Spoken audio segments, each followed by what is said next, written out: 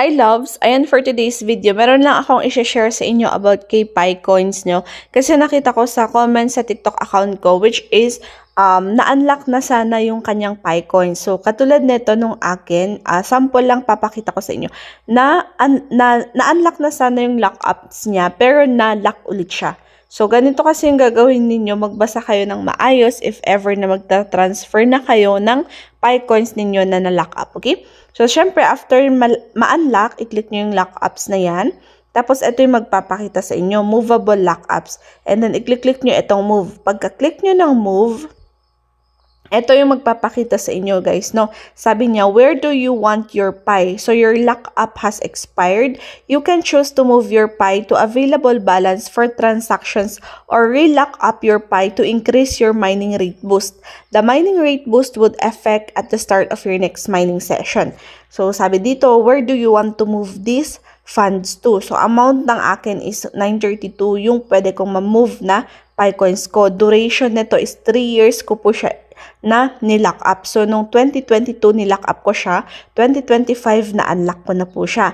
So, before nyo siya ma-move, meron ditong move fee. Kaya yung iba guys na na-unlock yung kanilang PiCoins, hindi po nila ma-move yung kanilang PiCoins kasi kailangan meron kayong PiCoins na hawak na kailangan. Kasi kailangan ng fee. May fee dyan. So, lock until, ayan, 2025 yan.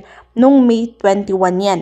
So, ito yung magpapakita. So, relock with same setting or move to available balance. Yung iba, hindi nagbabasa. Kaya, ayan, click nila yung relock. Siyempre, pag ni-relock nyo siya, is malalak ulit yung PiCoins ninyo ng 3 years. So, mag-aantay ulit kayo ng 2028, 3 years, bago nyo ulit siya ma-unlock. So, dapat ang i-click nyo is itong move to available balance. Medyo nakakalito siya kasi tignan nyo, naka-highlight kasi yung violet.